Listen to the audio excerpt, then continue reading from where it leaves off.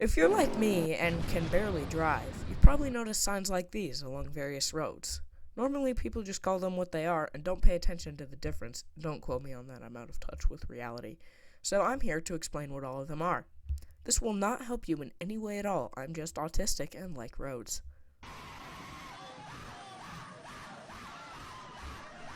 Some counties have their own highways for some reason. Like, why not just have normal ones? I don't know, it's weird. I presume that county highways are for bigger counties in like more isolated states.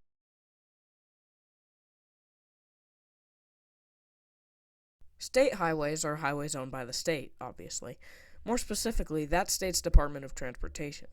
It's kind of hard to find a collective history for all the state highways because each of them started building them at different times, but the earliest I could find was Illinois in 1918. The sign for state routes vary from state to state, or province, but we'll get into that. Some have things that describe the state.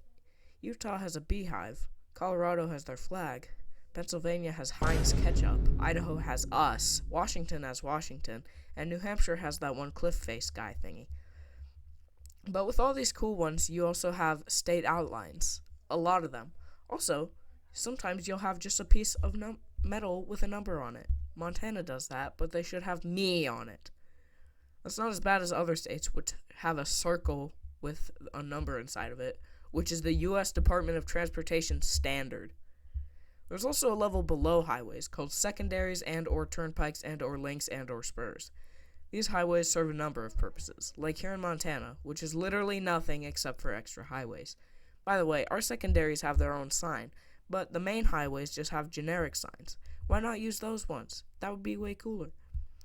Anyways, some secondaries have a specific purpose, like in Texas, where they specially built highways that allow farmers to sell their crops, or also Texas, which has specially designated NASA highways. That's cool.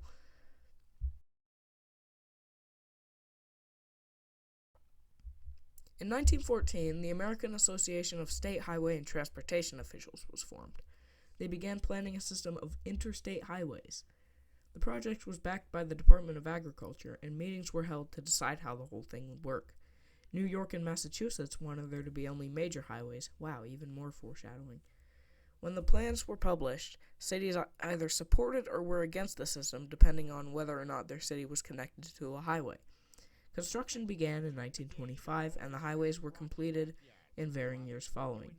They changed their sign in 1948 and again in 1961. That's pretty much it.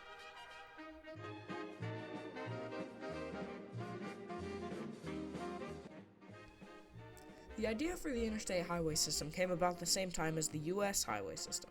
They planned for 5 large highways running east to west and 10 north to south. The Army sent a convoy across the country to see if the whole thing was even possible. In this convoy was Dwight Eisenhower. That's a surprise tool that can help us later. The convoy had constant problems. Things would break all the time, and a lot of the engines got damaged when going through the desert. When Eisenhower became president, he wanted a better interstate system to be implemented. Influenced by both the convoy from earlier and seeing the Autobahn when he was in Europe, he told General Lucius Clay to figure out funny roads or something. Clay proposed a system of interstates that would cost $100 billion back then. It was $100 billion in 1956, which means in today's money, the interstate highway system cost over $1 trillion.